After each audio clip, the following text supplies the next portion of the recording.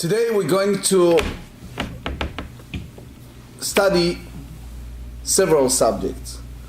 So, for those who are familiar with this type of study, it's okay.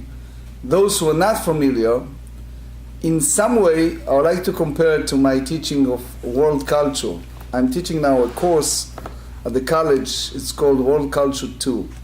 And it's involved with many different subjects. For example, last session was, part of that was Louis XIV, part of that was the Counter-Reformation, the era of the Baroque, the development of the Rococo, the beginning of the change in the art history in England, and you have 4 hours and you cover about 5 different subjects.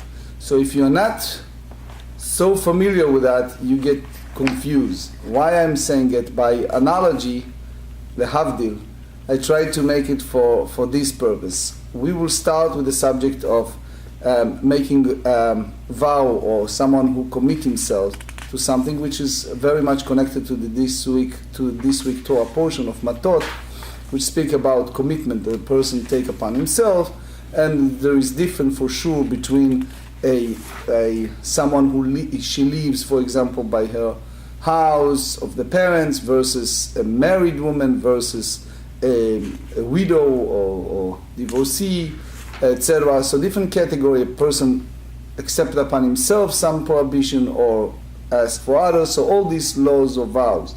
Then we go to a very different direction, which is the law of purity or impurity. From that point we go to another phase, which is the contamination or the level of certain ritual expressions such as offering, etc., as a consequence of ritual purity that come over a certain period of time. And then we jump to a new subject, which is the subject of writing the Torah and certain Ashurit and certain way of Hebrew language, writing mezuzot and juxtapose between the two. So you see that we're going over many subjects. Please don't get overwhelmed, especially when certain of those subjects I'm going much slower than the others. So we are on the Mishnah, page 8. כל אין בין המודר הנאה מחברו למודר ממנו מאכל. The Mishnah said, you have a huge difference between someone who makes some vow, some prohibition upon himself, stam, just said, guess what, I am a Reuven and I have no business with Shimon whatsoever. That's one avenue, versus if you prohibited yourself by food-related vow. And Rashi tells us, mudar hana'ah chamur mimudar ma'achal. Someone who prohibited upon himself driving a joy for someone, it's way more stringent than the others.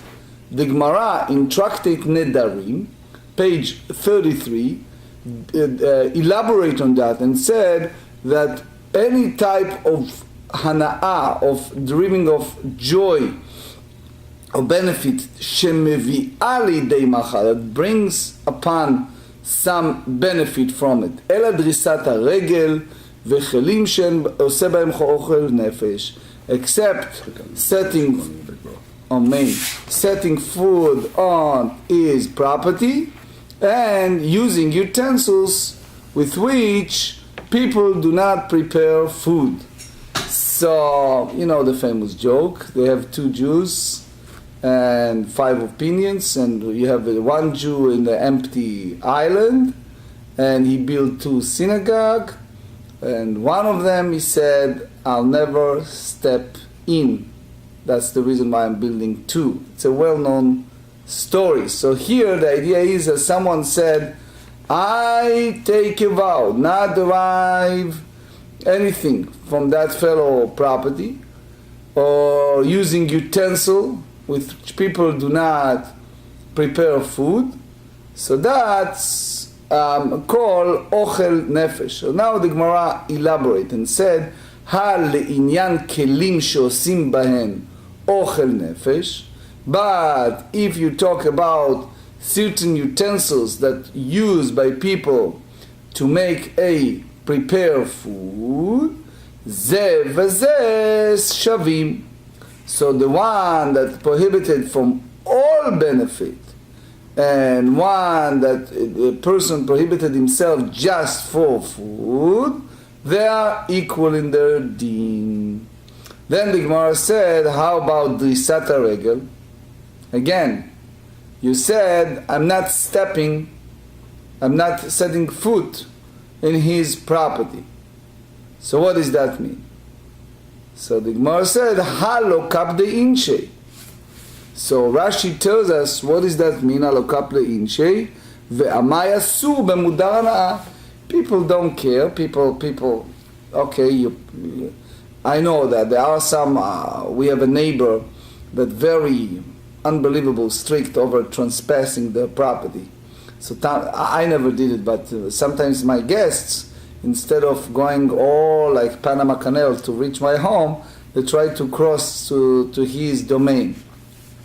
So there are people like that. But here we speak about people who are not care if others pass through their properties. So why should such passage be constructed as a benefit? And it should be forbidden to one, prohibited from benefit. So here, basically Rashi said that a person, not meant, lo yitkaven le'esor b'hana'ah, didn't meant to have a prohibition for people to do it. Amar Rava, Rabbi Eliezer, Amar vitur asur b'mudar hana'ah. Rabbi Eliezer hold that even the person is not makpid, even the person said, I don't care if you trespass my property, but since you accept upon yourself some form of vow, that's it. Tosfot tells us here that if you have a rental utensils or something like that, so then we have to differentiate between them and others. You have to understand, in that category, we're not yet in practical halachot, but we differentiate between a general prohibition, that the person said, I will not do anything whatsoever with that fellow, versus that you specified a certain domain or certain things. Now, for example, if you speak about food, the question that Tosfot poses here is that included certain use of vessels.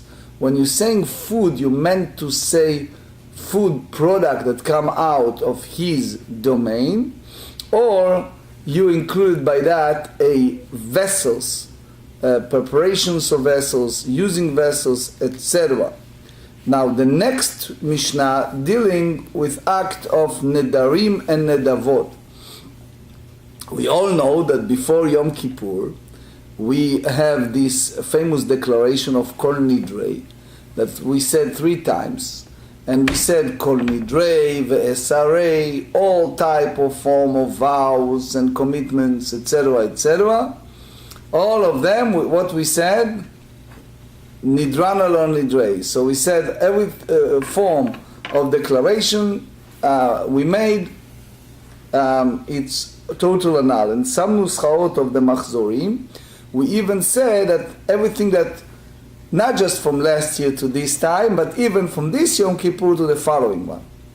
So there is a very common mistake that people think that that's applied to any form of vow.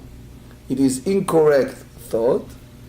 In general, this is a general statement that applies to some type of unintentional. Trace a situation, a person doing a dream, he has something, or a person did something as a community or as a public declaration, versus something that you do in a serious intent, God forbid, for example, a case that happened. Someone was driving a car in San Diego and he hit a curve. The car was upside down, all smoke come out. And he said, if I get out of this situation, I commit myself to close my store on Shabbat, right? You wake up in a hospital. So by any means, no bet din, no rabbi can let him off of that commitment.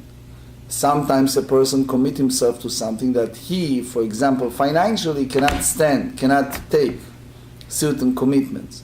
So he needs the bet din to come out with some way that he will be able to follow through. But in general, those type of clear intentional commitment, a person cannot change. For that purpose, we have a well-known form. Before our holidays, we open the art school Sidurim, and we read a form that is called Hatarat Nedarim, annulling the vow. A person stand before Bet Din, which is 3 fellows. He can read it either in Hebrew or in English or any language for his understanding. And we basically, as a Bet Din,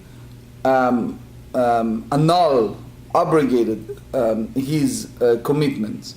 Not just that, he made another declaration that from now on, any type of those commitments will not take, because in this Torah portion, again and again, you see how fascinating is our Daf Yomi, that in this Torah portion, at the very beginning, we have a statement, Kechol hayotze mipiv ya'aseh, whatever comes out of your mouth, you shall fulfill. Not just that. We have another phase in the story about the tribes that tried to get a portion in the eastern part of Jordan. Tribe of Gad, tribe of Reuven, they came to Moshe Rabbeinu and he said, you can't do that, you have to partake of conquered land and taking part of the act of war if needed. And they commit myself to do that and only then go and inherit in the eastern part of Jordan for their livestock. And Moses said to them, whatever come out of your mouth, you have to fulfill. So in the Torah mindset, we take a verbal commitment in a very serious way. Unlike secular court that said is just hearsay evidence and someone said, so I said it's not in writing. In the Torah manners, shaking hands or giving you words is your honor. So the Mishnah said, "En ben nedarim lenedavot." There is no difference between vow offerings and gift offerings. Ela she'anedarim chayav be'acharayutan, unedavot eino chayav be'acharayutan. Which means we differentiate between vow offering and that one is responsible for their security, and versus a gift offering. Gift offering, you give it out of your good heart. So this is a different story, and we treat it differently. So then the Gemara said, Hal inyan bal te'acher ze vaze shavin.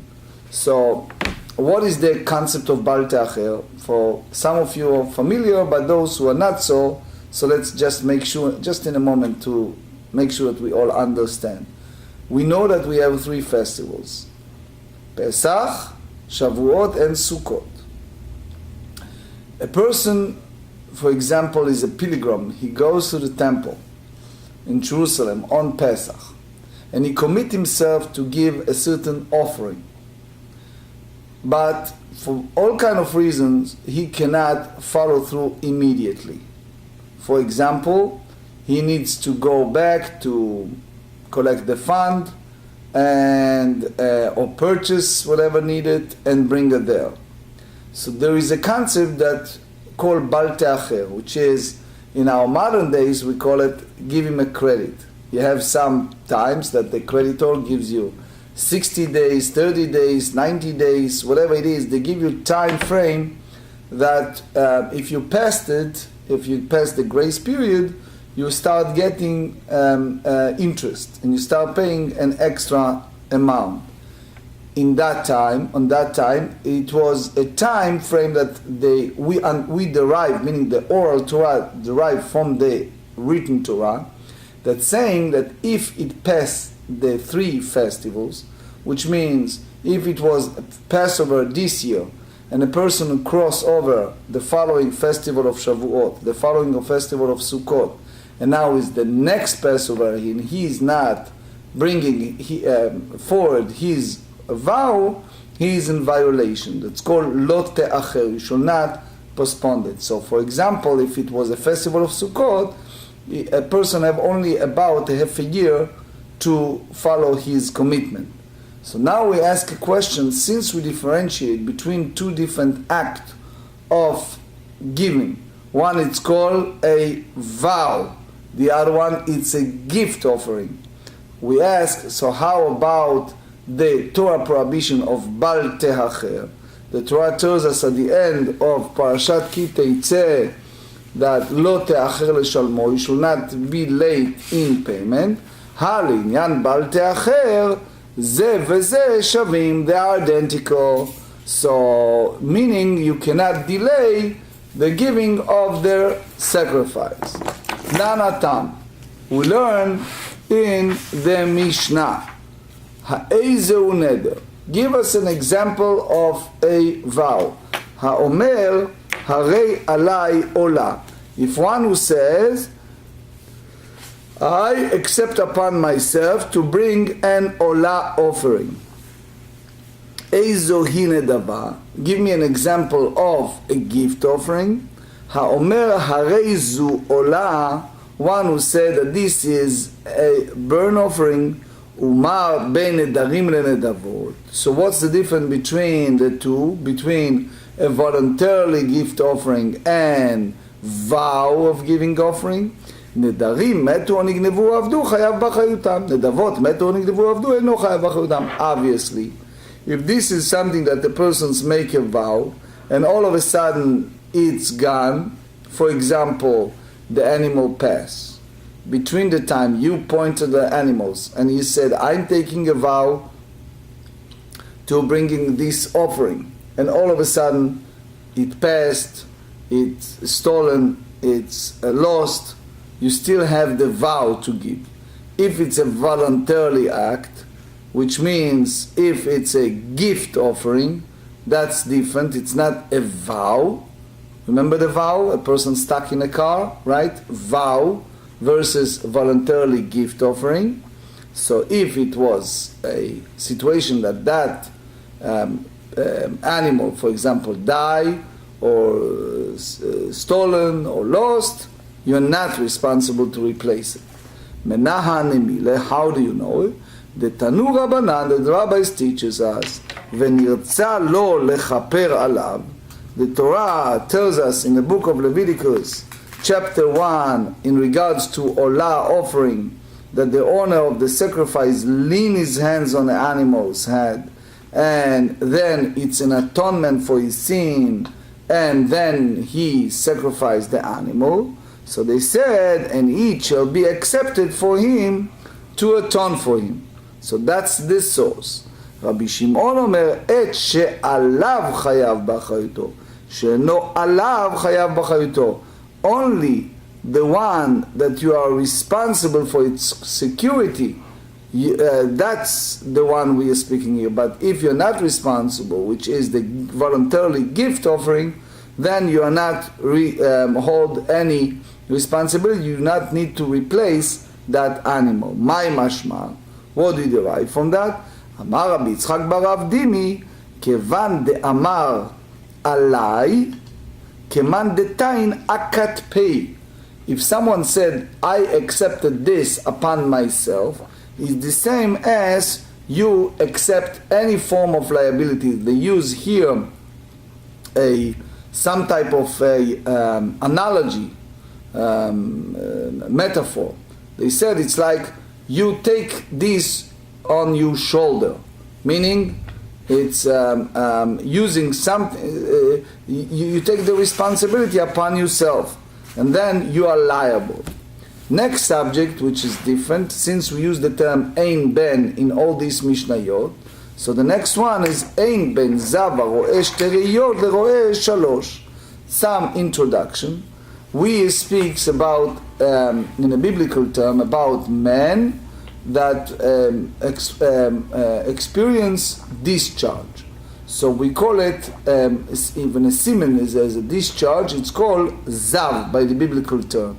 We have an obligation to go to a certain period of purification, meaning there is a one concept when he sees it, then it's a concept when something repeats itself, and then is a period that he needs to go to a certain time to make sure that he is clean of that, and then he needs to purify himself in the ritual bath mikveh, and then he needs to bring a special sacrificial offering. So, by the way, it's as long as we don't have the Beit HaMikdash, is not applicable. For sure, the Hasidic sect said that if someone experienced that, he should duck himself in a mikveh. But as far as the applications, the rabbi tells us that nowadays, for men, you do not have that biblical obligation. Yet the Mishnah tells us that we have to differentiate between twice and three times. By analogy, it's like a patient go to a doctor and said, I experienced something in my body. And the doctors check how often it happens. So here we speak about bringing a sacrificial offering, and the Mishnah said there is no difference between Zav, if you see it as two emissions, so you have to, you do not have the obligation to bring a korban, an offering. But if it's three times, you are now obligated to bring offerings. So again, let's make sure that we understand. Re'iyah achat, it's Baal Keri. If you see it one time, it's called Baal Keri. It's not a Zav. Zav, it's in a way like a disease, that it's reoccurred. Zav, we differentiate between 2 times to 3 times. The obligation to bring an offering is only upon 3 times. Ela korban. So Rashi said to us here, Shte riyot, what do you mean when you see it 2 times? Beyom echad or b'shnei yamim retzufim. If you see it in 1 day or 2 days in a subsequent way, v'chen shalosh beyom echad, 3 times in 1 day, or b'shlosha yamim retzufim, or in this occur in a subsequent 3 days, or shtayim beyom echad ve'achat lemachar. So what we understand here, according to this Rashi, we differentiate between Zav Katan and Zav Gadol, and that's apply also to Zava, to females. So what does that mean? If you have a Zava Ktana, so it's Yom Keneged Yom, it's 1 day in exchange for 1 day. So it's pure and it's over. But Zavat Dola, meaning if it happens 3 times, then you need to go to a period of 7 days, Shiv'a Nekiyim. So in other words, Bezav Katan, it's 3 times, needs to have Shiv'a Nekiyim. So the Gemara said, לעניין משכב ומושב וספירת 7 זה וזה שווים. Rashi tells us, שכב או ישב על גבי 10 בגדים. זה על זה, כולן אבות הטומאה. He explains that he is a grandfather, father, and a grandson. אבי אבות הטומאה, the highest level, it's a creeping animal, and when you touch that, you become the next, the son, which is avatuma, and since you are quote-unquote contaminated by touching the creeping animal or deceased, then the next you touch, it carries a level of ritual impurity, but the next stage. So you have Avi Avot, Av, and Rishon Letuma. Here we say that if a person is lie or sit on the top of 10 garments, so here we have Chumra Miyuchedet Bezav, a special stringency when it's come to a person who have an emission, that if it's me'acharav, if it's on the back of each other's, so the first one is impure, but then it's tahor. But if it's milamala, if it's on the top, so you have, imagine if you have 10 mattresses, and someone lie on the top one, so everything below become ritually impure. So Reb Michael Feinstein elaborate on that, and Reb Michael Feinstein said that here we explain that makkah, if it's a wounded, something was wounded, so I am the source, ani mekor hatuma, the source of the ritual impurity, and therefore it can transfer to next one. Mishkav umoshav, the couch and the seat, it's not a reciprocate for that, but this one is the source, is the same as a sheretz, a creeping animal, and therefore it's avatuma, menahanemile. How do you know that? The Tanu Rabbanan, the rabbis teach us in the Braita, Rabbi Simai Omer, Mana Katuv Shtaim Ukra'o Tameh. The pasuk enumerated 2 emissions, and it's called ritual impure. Shalosh Ukra'o Tameh. So now you ask a question: how come the Torah Hakeitzad? You have 2 and you have 3. How come the Torah? The Torah, we said it many times, are very prudent in words, and every word carry a meaning. So how come you have here 2 and 3? So they said Shtaim letum'ah v'shalosh lekorban. You have to differentiate between an acceptance of ritual impurity, which is one category, another one is bringing an offering. What we said so far, that for 2 times the person is ritually impure, yet the obligation to bring an offering applies only if it's reoccur 3 times. Ve'emur shtayim letum'ah velo lekorban, shalosh lekorban velo letum'ah. How do you get to that? Amarta ad shelo ra'a shalosh ra'a shtayim ve'emar shtayim lekorban velo letum'ah shalosh af letum'ah. So Rashi tells us, I just give you the synopsis of Rashi. Rashi said, if it's tameh tum'ah kala, if it's a light ritual impurity, that's a carry, just a discharge of a person. But tum'ah gmura, something that is the highest level of ritual impurity, that's already a category of zab. So he said, when it's come to tum'ah kala, it's the situation of 2. 3 times is tum'ah chamura.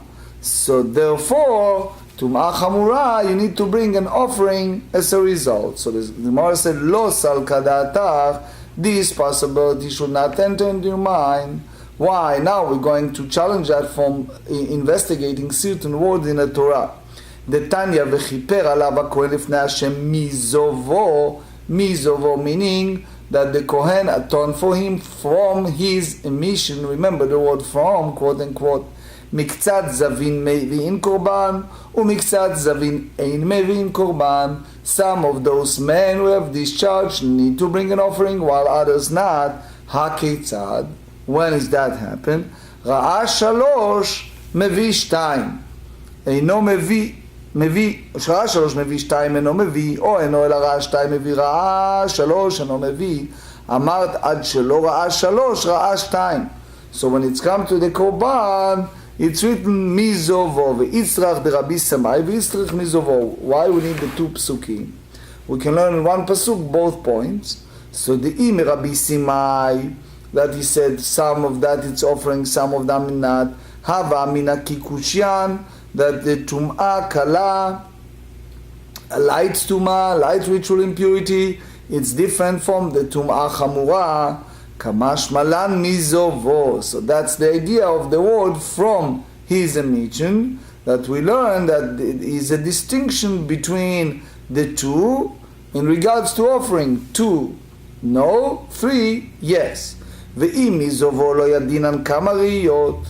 If you learn just from the word from, I don't know how many times it's applied. Kamash melan de Rabbi Simai.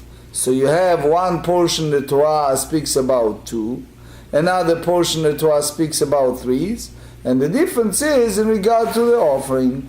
V'hashta de'amart mizovo lidrasha, since you tell us that the word from, quote unquote, his mission is to expound it as limitation to teach us lo v'chi ithar adar azav mizovo ma'idarash bei. So you have a Rashi here, Bahava Amina, three different drashot. Hu mibayla lichde Tanya. We derive from that v'chi ithar azav, when the zav is ritually pure, lechshi yifsok mizovo. So it's the Pnei Yoshua explains, and I recommend it if you have time to read the Pnei Yoshua here. He said that the whole idea of purification applies only when he is totally free of any ritual impurity. Meaning, if a person go and tovel and duck himself in a mikveh and he is not yet complete his purity, it's meaningless.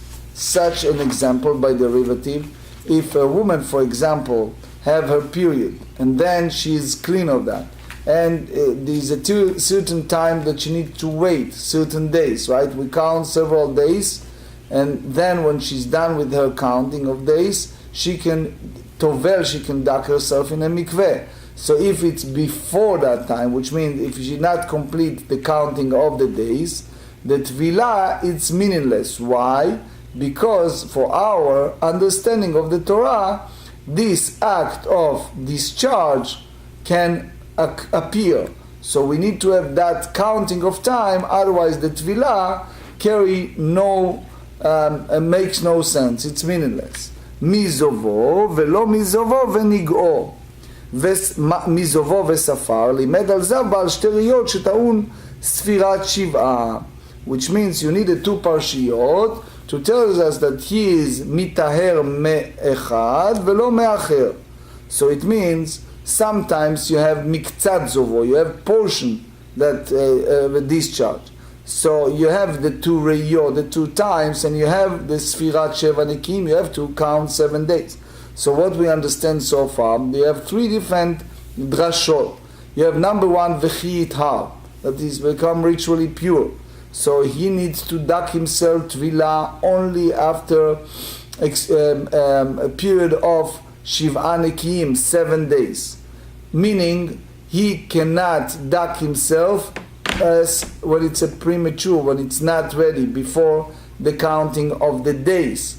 Then we learn from the word mizovo, from that if it's that first and then he count, even miktzat zovo, even part of that, you have sheva nekiim, shte reyot, 2 times, you have to have 7 nekiim, 7 days period. So Rashi said, in conclusion, Rashi is at length, I just give you the vignette, the abbreviation.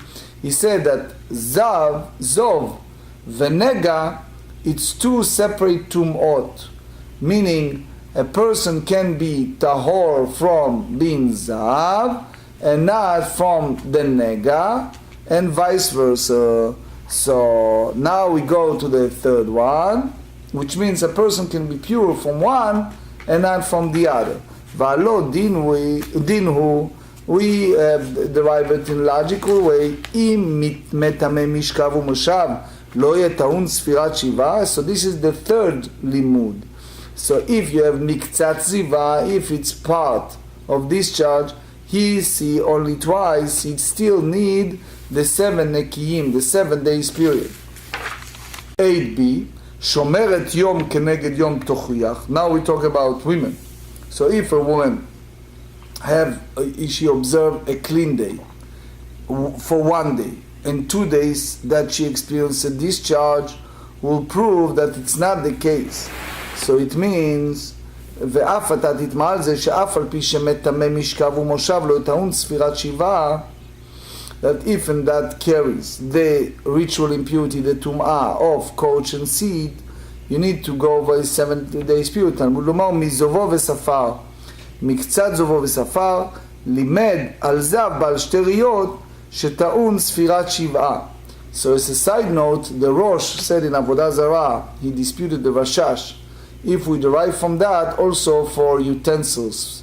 We have in utensils two different points. One is pag-aaral kelim, and one is a tvilat kelim. One we have to duck dishes, and there is a pag-aaral kelim, which means you have vessels that can have certain domain, and you want to purify them. So he said one tum'ah is not connected to the others.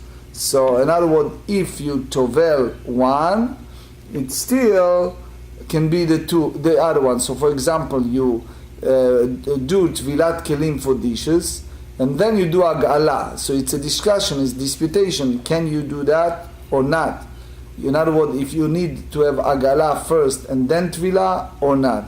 They try to juxtapose from our sugya. אמר לרב פאבא לאביי, מה ישנה היי מזובו דמרבה בזהב בעל שטריות, ומה ישנה מזובו דממעט בזהב בעל שטריות? How do you compare the two when you have the discharge of man at it twice and the others that you exclude zav? Those twice. אמר לאיסא גרתך היי למהותי היי דודעתה. If you derive from the word from, to exclude that they experience to emission from counting 7 days clean, rather than to include him, lishto kramine, the pasuk should not mention that, v'chitema atya medina shomeret yom keneged yom tochiach. So you see here, you juxtapose in the woman that she watched one day, corresponding to a day, that you have the two different laws that not interdependent. So that's what we said earlier. So you have to differentiate between zav and nega.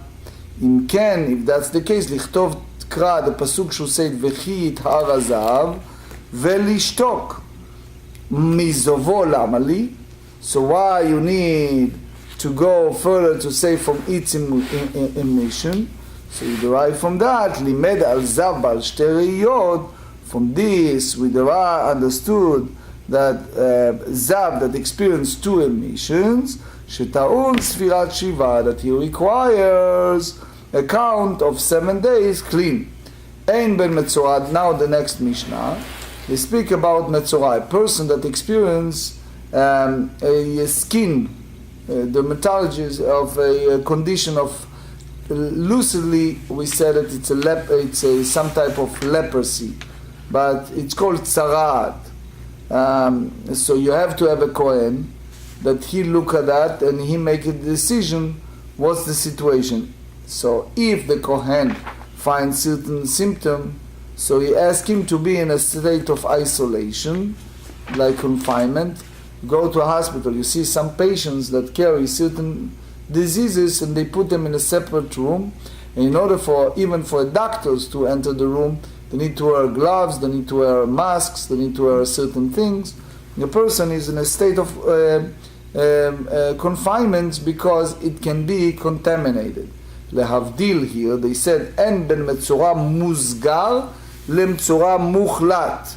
You have a confined leper and you have a confined metzora. So one of them, it's called muzgar, that you put them in the isolated because of possible tzarat condition, as we said, is some type of leprosy.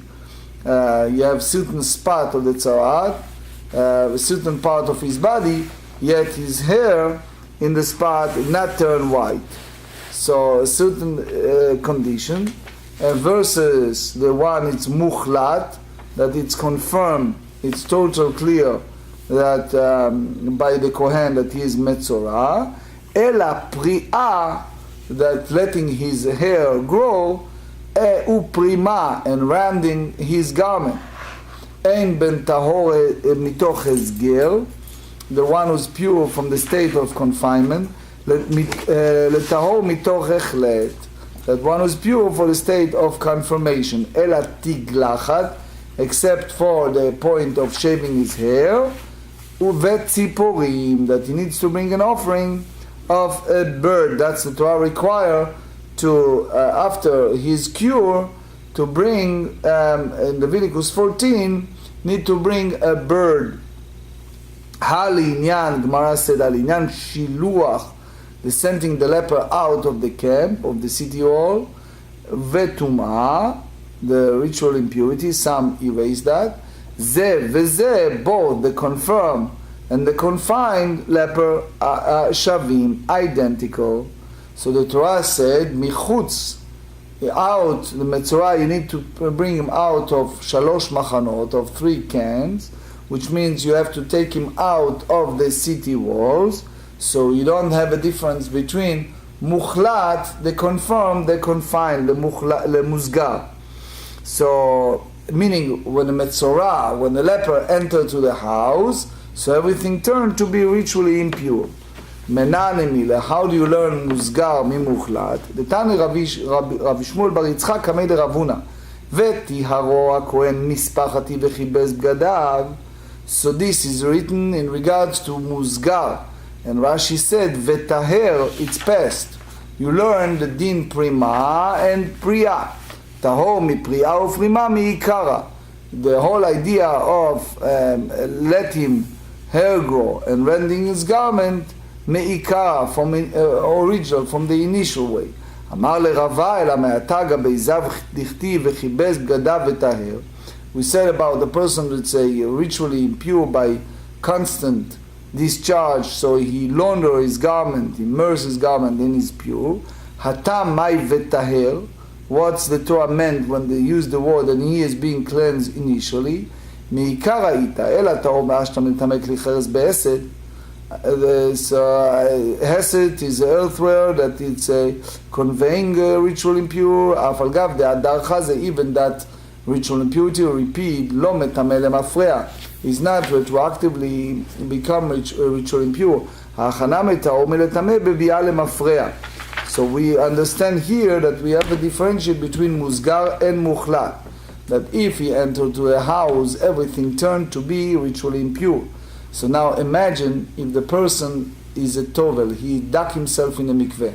Everything looks rosy, he dug himself in a mikveh, now he's pure, and all of a sudden, we realize when he come out of the mikveh, let's say a couple of hours later, we realize, or a day later, that he still carry that disease.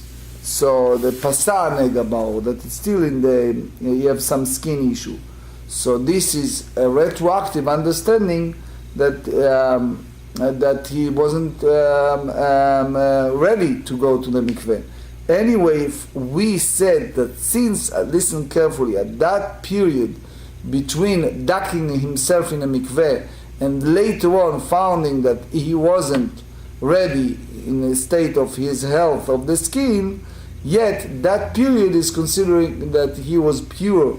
Why is that? Because when it was the time that he ducked himself, we understand that he's pure. The fact that we realize later that he wasn't, still make, even now he's not pure, but the period in between make him pure. So it means pure, not totally pure, but pure tahor mitum'ah chamura, from the severe ritual impurity. Which means that tzarat is not nirpa, it's not tahor. If the tzarat depend upon his body healing.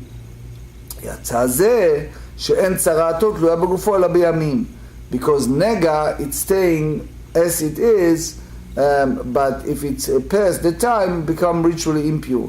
So it means when it's come to priya and prima, only metzorah mochel and not muzgar. אמר רבי, אלא מעתה כל ימי אשר הנגע בו יטמע, מי שצרתו לא יגבפו לטעון שילוח, ושאין צרתו לא יגבפו לטעון שילוח. Which means if the tzarat, if the contingent is in the body, the confined metzorah does not need to send out of the city wall. והקטן אל מצורע מוסגר למצורע מוחלט על הפריאה ופגימה, העניין שילוח ותמוי בביאה זה וזה שווים. אמר לי, ימי כל ימי. The Torah used the word simple the days and all the days, לרבות מצורע מוסגר לשילוח, to include confined מצורע to one who need to be sent out to the city wall. יחד תגלחת בציפורים התמה לו. So why you not require shaving the hair and proceed to bring the bird? דקטנה אין בין טהור מתוך הסגר לטהור מתוך החלט, אלא תגלחת בציפורים אמר רביי, אמר קרא, ויצא הכהן אל מחוץ למחנה והנה נרפא נגע צרות. The Kohen, part of his obligation is to go outside of the camp and check. ניטשה צרתו תלויה ברפואות. This apply to someone who has the צרה that depend upon healing. יצא זה למוסגר שאין צרתו תלויה ברפואות. That the Mitzvah is not, state Torah not contingent upon healing, because it was never confirmed. Ela beyamim lo pasha, which means he is pure after 7 days.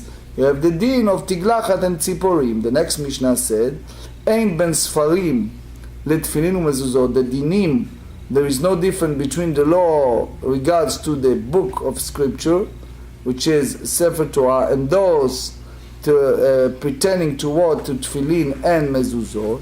אלא שהספרים נכתבים בכל לשון. The Sefer Torah at this stage understand, remember we're not in practical halachot yet, but it can be written in any language. ותפילין ומזוזות אינן נכתבות אלא אשורית. אשורית is a Hebrew, but not just a Hebrew, but it has to be, according to Rashi, is a Hebrew script that have the way that we, if you look at the letters, on the top of those letters, the way that they write, for example, Shin, the way that they write letters like Chet, etc., Zain, it's Ashurit. It's a Hebrew language that carry those special points. It's an extension. It's called the Ashurit, the Assyrian. רבן שמעון גמליאל אומר, אף בספרים לא יתירו לה שכתבו אלא יוונית.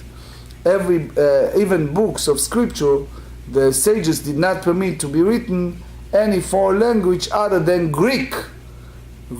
So the sages put a special decree, and later in the next page we learn that other leshonot, the languages assume midrabanan. Haletofran begidin. How about the sewing them with sinews? Uletame et hayadayim, to make the hand ritually impure by touching that. Ze veze shavim. They are both equal. So Rashi said, Kol sifrein asurim begilayon. והלכה למשה מסיני הוא. That's הלכה that we received tradition from Moses in Sinai. בתפילין ומזוזות שיהיו תפורים בגידין, ובספר תורה נחלקו במסכת מכות, בספר תורה שתפרה בפשתן, והדעה השתאה השמינן מתניתן כמאן דפסל. So according to that Rashi, there is מאן דאמר that hold that you can write in Pishtan. So there is a Shut Chavot Yair that said that Tefillin u'mezuzot, that's halacha leMoshe Sinai, that you need to have begidan. So the Pitrei Tshuva said in Yorei De'ah, in the name of Rabbi Akiva Iger, that klav shel mezuzah, if it's the mezuzah, the scroll is nikra, is Torah, you're allowed to tofran begidin, you're allowed to sew it with the sinews in order to purify it. You have these separate sections, so must be attached to each other by sewing together with sinews. So the question is, what happened to mezuzah? And that's the Pitrei Tshuva in Yorei De'ah. He quoted Rabbi Akiva Iger, but we will elaborate on that in the next session. There is a discussion in the Talmud in regards to the 5 scrolls. Is that incorporated with Kitvei HaKodesh, with the Holy Scripture, or not? So the rule, and that's what the word of the Rambam, Hilchot Avot HaTorah, chapter 9, 5 scrolls are included in the 24 books of the Tanakh, of the Bible, the scroll of Esther, the book of Ruth, Ecclesiastic, Lamentations, Song of Songs, all the 24 books of the Bible, including these scrolls, have the legal status of sacred scrolls and render the hands impure. That's follow basically the teaching of Rabbi Shimon, and that was the result of a big discussion. Mishloach Manot, Shulchan Aruch Orach Chaim, 695. We said that in Purim, we need to send portions. Every person is obligated to send 2 portions of food or drink to another person. They must be different type of food. Merely giving, that's the Rema, merely giving a quarter log of drink or an olive bag of food is insufficient. Rather, it is appropriate to give generous portions. Women are obligated in sending portions just as men are. So the Rama said that it's appropriate for women to give a woman, but it is permitted to send money and other non-food items, that's the Magen Avraham, if they can be used on that day to purchase components of the festival meal. Some maintain, like Magen Avraham, hold that even in this case one fulfills his obligation only with food. Even when he is dependent on another for sustenance, although he is not obligated, should fulfill the mitzvah and send portions to another person. This mitzvah is fulfilled during the day of Purim and not at night. It is appropriate to send the portions with the messengers, both to display deference to the mitzvah and to fulfill the literal meaning of the verse, umishloach manot, mishloach, not lishloach. So sending portion. So 2 separate dish to each and every person. Each person 2 dish. So in that sense you have 4. 4, 2 times 1. Matanot la'evyonim, giving the poor people a gift. So this is Shulchan Aruch Orach Chaim 694. Every person is obligated on Purim to give at least 2 gifts to 2 poor people, 1 gift to each. That's specifically on the day of Purim. One fulfills his obligation with a gift worth a pruta. One must give the gifts with his own money, although he may add from the money that he tithed for charity. That's Magen Avraham, citing the Maharil. It's appropriate to give money on the day of Purim, enabling the poor person to use it on Purim. The Rambam writes that it's preferable to give additional gifts to the poor than to send additional portions. So in other words, if you have a choice between Mishloach Manot and Matanot Levyonim, Matanot Levyonim, giving the poor, is supersedes. Then they said in Orach Chaim 695, one who lacks the means to send portion to another, like we said in yeshiva students, so what do? So we share the meal with another, and thereby they both fulfill the obligation. So you take your plate in the yeshiva with the schnitzel or whatever it is, and you give it to your friends, they give it to another friends, and the other guys give something to you. In that sense, you exchange the meal. We talked at length yesterday about a mechayv inish libsume, the idea that the person is obligated to become intoxicated. So we explained that generally speaking, so one is obligated to become intoxicated on Purim until it's unable to distinguish between the curse of Haman and the bless of Mordechai. That's the Rava. But the Taz, citing the Beit Yosef and Rabbeinu Ephraim, said that in the wake of the incidents involving Rava and Rabbi Zera, that one slowed the others, we hold that the halacha is no longer, according to that opinion, one drinks only a bit more than the way he usually drink, but not to get drunk. The Pri Megadim and the Rambam maintain that one should drink until he fall asleep, at which point he is no longer be able to distinguish between Haman and Mordechai. If one does damage another in the course of Purim festivities, some hold that he is exempt from this obligation to pay, but if it's a damage or substantial, the custom is not to exempt. So that's the Mishnah Berurah. But in general, we said that in that area we should be very careful not to be in violation. Also part of Purim is the Seudah. So the Purim feast must be eaten on the day of Purim. If one eats at night, it did not fulfill this obligation. That custom is to eat on Purim feast after the afternoon prayer. However, it is appropriate that most of the feast be eaten before nightfall. That's basically the Shelash, Neluchot Abrid, and also in the code 695. We explained the difference between Yom Tov and Shabbat. All labor that prohibited on Shabbat is prohibited on festival, except for labor performed in the preparation of food. You need it for the festival, so that's a different story. You need it for the festival, so preparation of food. Shulchan Aruch Orach Chaim 495. You can do it on a festival, unlike on Shabbat. Another halacha, and that's part of also this week Parashat Matot, we talk about a prohibition or vow that one accepts upon himself. One who's prohibited to derive benefit from another possessions. It is prohibited to derive benefit from another possessions, including a pass to in his friend's property, like trespassing property, even if it does not shorten his path. He may not even go through his friend's fields during the summer, when people typically overlook trespassing their field.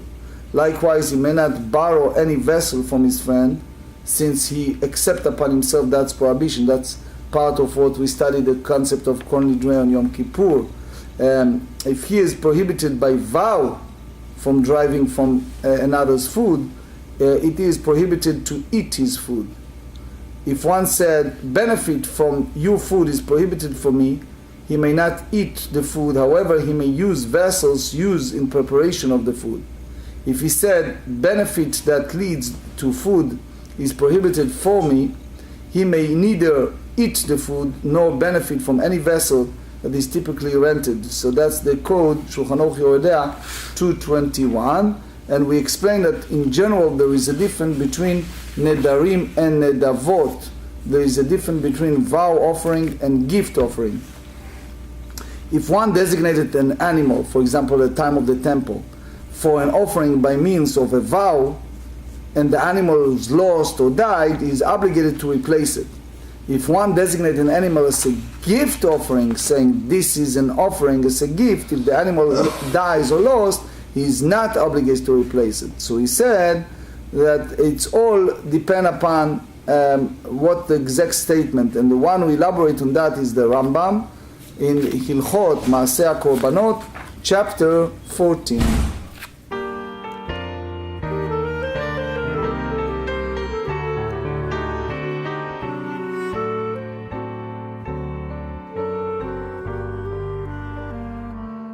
ויחם לשולוים מלאכי השולוים מלאכי